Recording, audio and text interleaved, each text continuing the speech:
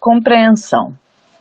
A compreensão da natura, palavra latina, a natureza personificada ou essência das coisas, deve ser vista como uma soberana que se dedica a esclarecer constantemente os conflitos pessoais e os enigmas da humanidade. A compreensão da natureza determina o que é verdadeiro ou não. Ela nos leva à escola da sabedoria das abelhas, dos joãos de barro, das formigas e das aranhas, mostrando-nos que por trás dela existem leis sábias que nos ensinam que a dedução, a suposição e a apreciação simplesmente não nos podem explicar. A natureza é criação divina, produto da determinação de Deus, e nós, filhos do poder universal, somos também natureza. Portanto, age em nós uma vontade superior. O homem, sendo perfectível e carregando em si o germe de seu aperfeiçoamento, não está destinado a viver perpetuamente no estado natural, pois a força do progresso é uma condição inerente da vida humana. A natureza garante a evolução. Em Assis, no século XIII, o iluminado Francisco Bernardoni enalteceu a interação do homem com a natureza em seu Cântico ao Sol, no qual louva alegremente o irmão Sol, a irmã Lua, a irmã Água e a Mãe Terra, mostrando-nos a profunda ligação que todos temos com a natureza. Somos parte dela como ela é parte de nós. O livro da natureza integra nossa intimidade. As leis divinas ou naturais estão cunhadas em nossa consciência, onde se encontra a mais perfeita ligação com a divindade. Não devemos nos esquecer de que o termo consciência, empregado pelos benfeitores espirituais nesta questão, de Livro dos Espíritos, é sinônimo de alma, e não a popularmente dominada consciência crítica, parte julgadora da personalidade que se manifesta quando analisamos atos e atitudes e os catalogamos como bons ou maus. Cedo ou tarde, a compreensão da natureza há de esclarecer os mais intrincados enigmas da humanidade, visto que, se não a utilizarmos por meio da lógica ou inferência, exercício intelectual pelo qual se afirma uma verdade em decorrência de sua ligação com outras já conhecidas, ela nos atingirá através de nosso senso interior, que, independente da razão intelectual e de considerações de ordem mental ou moralista. Podemos compreender melhor nossos sentimentos a partir dos reinos da natureza.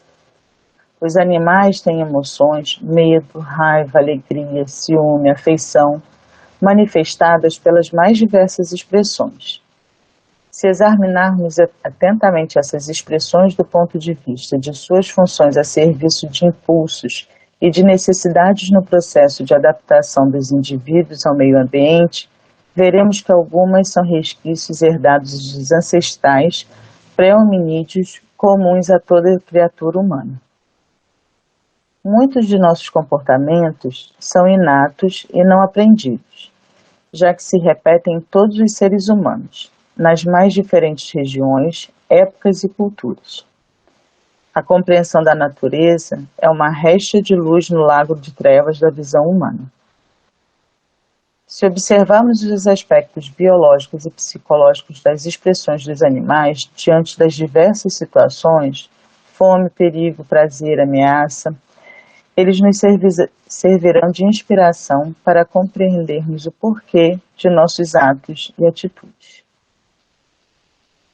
Parece-nos de extrema importância o estudo do comportamento social e individual dos animais comparado aos costumes humanos como fatos sociais. As expressões, gestos e mudanças de feições e energias que antecedem e acompanham são padrões comportamentais criadores de uma espécie de linguagem fisionômica, se assim podemos dizer, universal e uniforme, que utiliza as mesmas fibras do nervo facial para exprimir seus sentimentos e que salvaguarda as devidas proporções, dimensão, intensidade, tamanho e estética nos seres humanos. Eis aqui algumas das expressões instintivas ou contrações faciais comuns tanto nos homens como em determinados animais.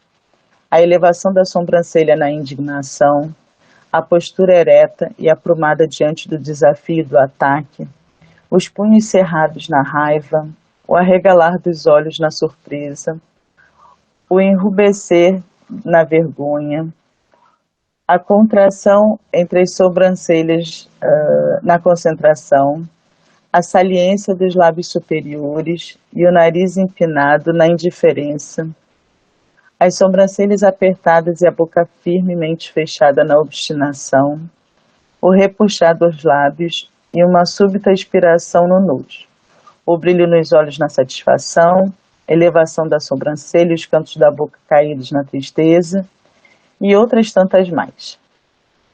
O homem, tendo tudo o que há nas plantas e nos animais, domina todas as classes por uma inteligência especial.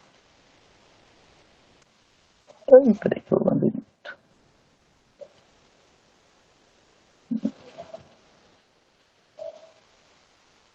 Ai, me perdi aqui, Silvia. Concepção. Só um instantinho que meu mouse. Qual é a página, por favor? Você fica aqui pulou. É a página 79.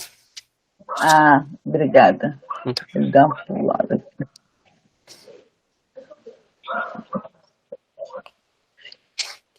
A concepção. Isso, bem ali. Ah, achei aqui. Obrigada, gente.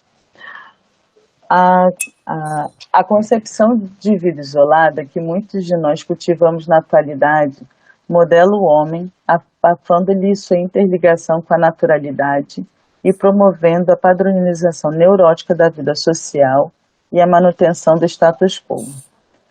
Somos seres imortais, trazendo como patrimônio espiritual um acervo de bagagens ainda desconhecidas.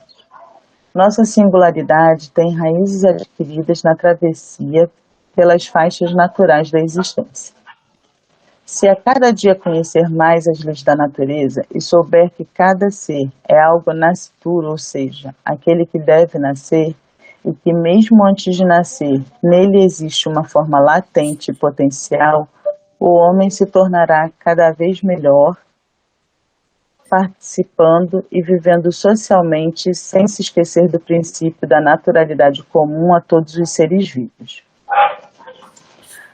Apesar de todos nós termos transitado pela irracionalidade nos reinos menores da vida, somos hoje potencialmente racionais, embora na grande maioria das criaturas ainda não haja sido despertada essa racionalidade de forma efetiva, mas apenas a sua intelectualidade.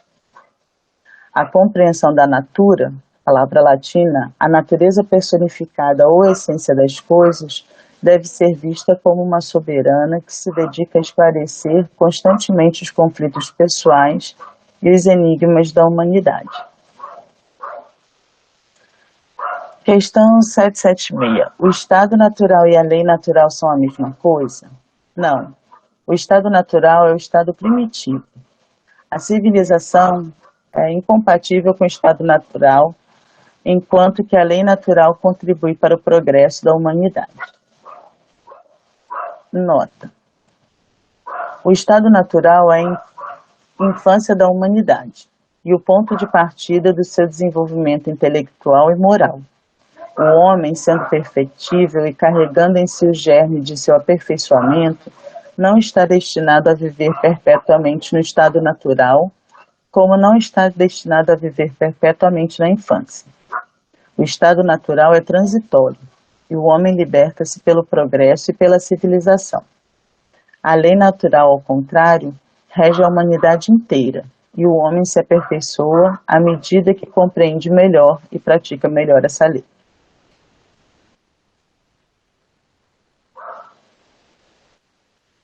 Continua, ou vocês querem fazer algum comentário? Não, eu quero falar assim, eu achei fantástico, né? A gente tem ideia, né?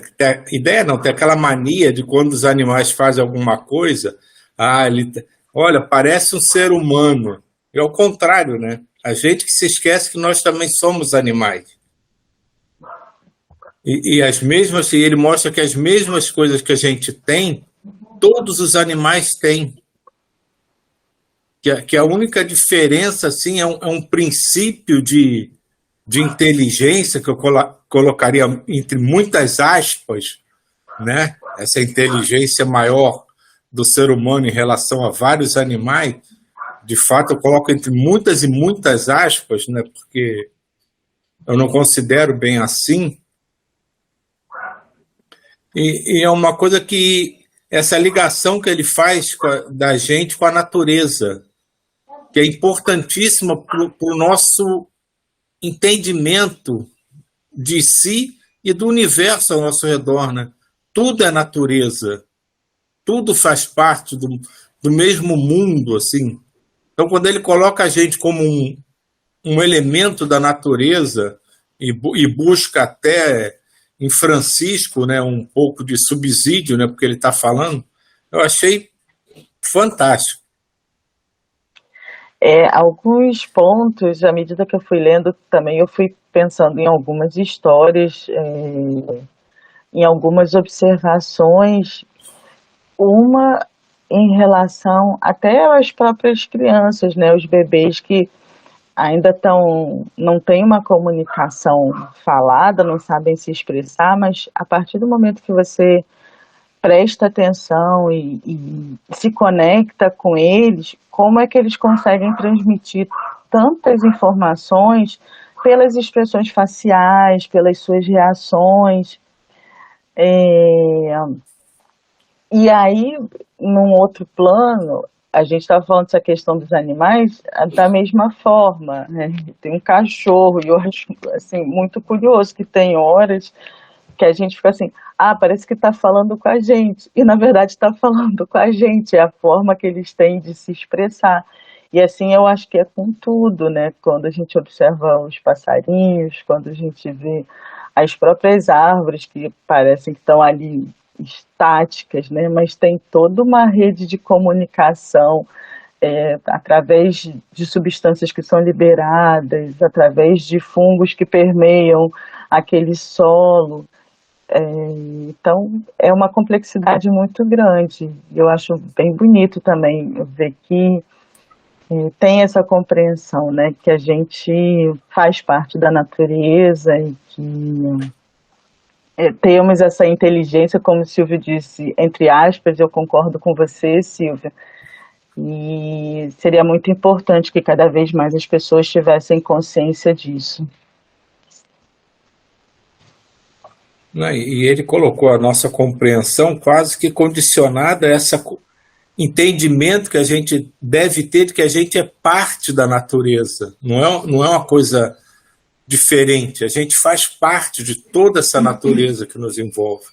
E tu falou das crianças, né, comparando, né, com os animais, existe uma coisa, né, que é uma brincadeira, meio sacanagem no meio médico, nego compara o pediatra com o veterinário, né? Porque é a mesma coisa, o paciente não passa absolutamente nada para ele.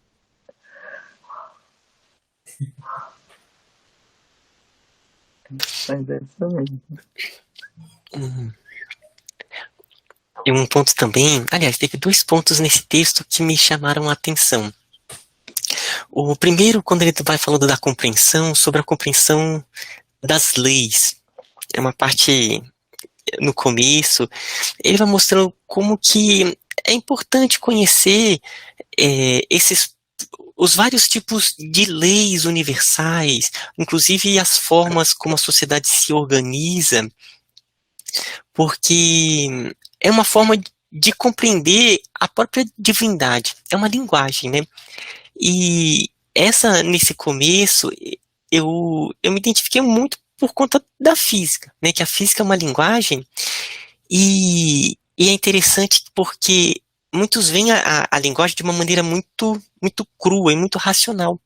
E ao mesmo tempo eu vejo ela como uma poesia, né? É interessante porque à medida que vai observando a beleza de como que a natureza está bem encaixada, orgânica, dá uma sensação assim de uma profunda reverência. E aí passa a olhar aquela linguagem como uma forma de poesia. E então é um ponto em que sai do aspecto ali do intelectual e passa a contemplar a natureza de uma outra forma. Então eu me identifiquei também nesse aspecto, sabe? E como toda linguagem, ela pode ser vista como uma forma de louvor da natureza, da criação como um todo. Um outro ponto que eu me identifiquei, que eu me lembrei, foi alguns assuntos do mentomagnetismo. O mentomagnetismo, né, a gente está estudando na quarta-feira, ele apresenta a mente como três níveis, que o Carlos chama de três andares da mente. Um é o que ele chama da memória arquetípica instintiva. O outro é a memória instintiva da razão. E o último que ele coloca nesses andares é o campo consciência alerta. E ele vai mostrando que o ser humano ele transita nesses três andares, né? Então, a memória arquetípica instintiva é tudo que a gente traz desses aprendizados no caminho evolutivo, que é muito longo, né? Que passa aspectos minerais, dos vegetais, dos animais. Então, várias características que nós temos como inatas, que já são ciclos que funcionam, elas vêm dessa memória. E aí ele coloca uma outra memória, que é a memória arquetípica da razão. É quando começa a ter uma maior consciência de causa e efeito. Ele consegue fazer ciclos maiores de causa e efeito, e aí lá ele vai explicar a memória arquetípica da razão. E aí ele coloca o outro andar da mente, que é o campo consciência alerta, que é uma outra linguagem, que aí já seria mais essa linguagem da intuição, quando você transcende o próprio aspecto da razão e passa a ter uma sintonia diferente, é uma compreensão diferente das leis divinas, das leis naturais, como ele coloca aqui no texto, né? Então os três são três formas de compreensão, e que tudo segue esse caminho evolutivo, sabe? Então me veio isso nessa parte. E esse ponto que você falou da lei natural é interessante, né? Porque ele coloca toda essa evolução, né, que a gente tem muitas vezes dificuldade de compreender como um curso natural, né? Que para mim se confunde um pouco até com a aceitação dessa naturalidade dos fatos ocorrendo, né? Que a gente não compreende, que às vezes a gente se chateia, se magoa e fica triste, e a coisa tudo segue como se fosse uma programação pré-definida, é o curso de um rio, que ele pode ter momentos de turbulência, momentos de calmaria, mudanças de rumo, mas ele segue o seu fluxo ininterruptamente.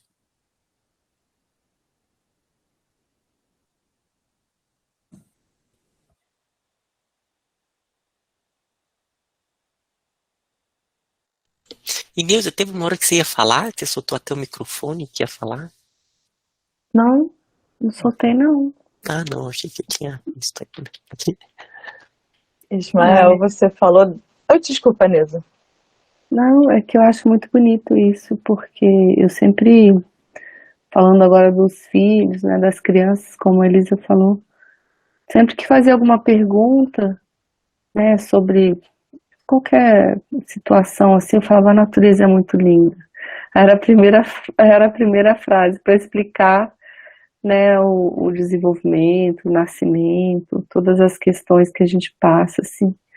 E é isso também, como o Silvio falou, de se ver integrado nisso tudo, porque só essa compreensão de estar olhando, e a orientação que a gente tem recebido cada vez mais é essa, de estar voltando para a natureza, de estar buscando locais, né, que a gente possa se conectar, acalmar a mente, né? Então, só isso. Obrigada.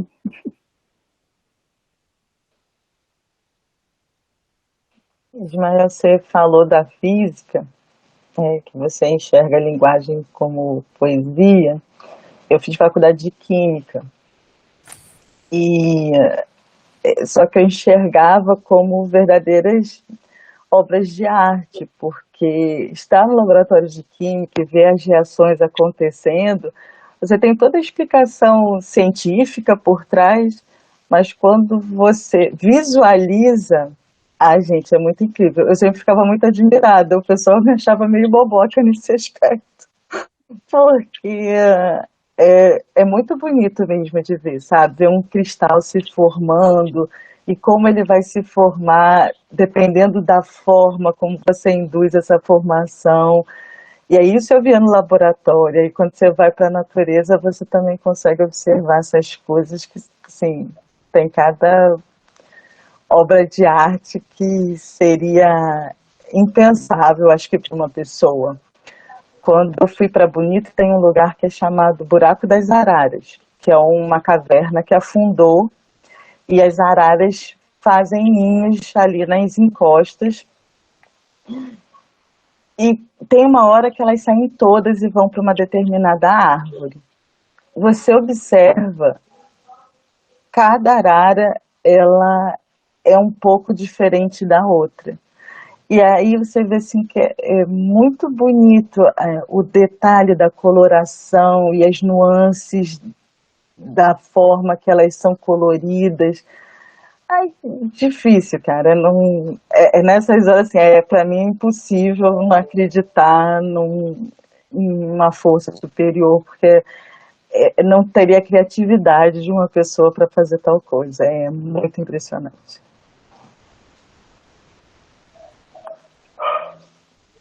É legal que você tocou num ponto, né, de que se todas são iguais, mas são diferentes, na verdade, né, que já é o assunto seguinte da individualidade, né, que todos somos iguais, mas todos somos diferentes.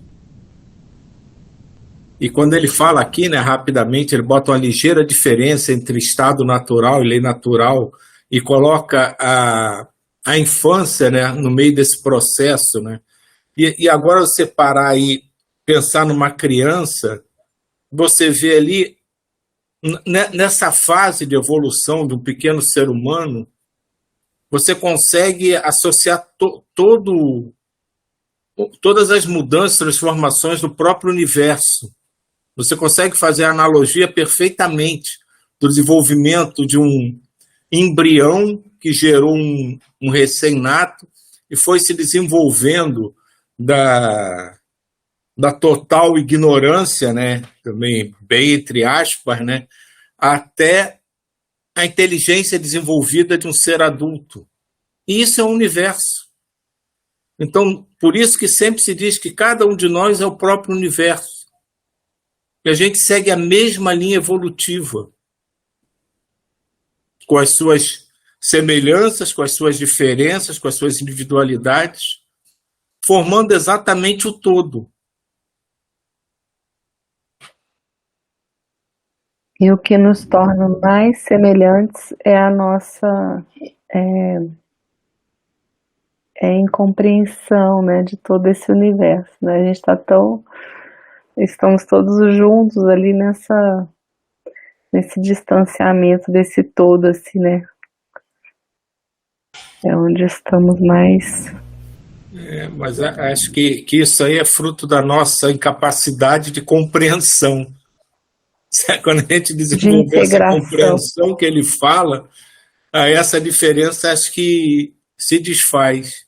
Essa nossa semelhança, né, acho que é por isso, que a gente não compreende ainda. Isso. Diga, Sânia. Não, eu ia falar alguma coisa, mas já do assunto passado. Duas coisas pequenas até. Uma era com relação aos pássaros, né, que a Elisa estava falando, é você tentar se encantar com tudo, porque a gente às vezes vai caminhar na praia e tem muito pombo. E a quantidade de diferenças, eu fico vendo, esse aqui tem uma mancha, não sei qual, porque as pessoas normalmente detestam pombo, é rato de asa, é isso, é aquilo. Eu não gosto quando você está andando na rua que vê um pombo passa em cima de você, né, que os pombos aqui são assim. E aí quando você está na praia, você começa a ver, né, a quantidade de diferença que tem ali. Tem uns que são mais escuros, outros mais claros, uns brancos, ou um branco com mancha, outro com as manchinhas assim, assado, e você vai olhando. Ao mesmo tempo que são semelhantes, uns estão mais isolados ou não e tal, mas é tentar compreender que tudo faz parte do todo, né? E a outra coisa que eu ia falar era de compreensão também, com relação ao ser humano, né? Semana passada eu atendi uma criança com PC, paralisia cerebral, e eu fiquei o tempo todo tentando entender, assim, como era a compreensão daquela criança com o mundo, né? Que compreensão ela tinha do mundo?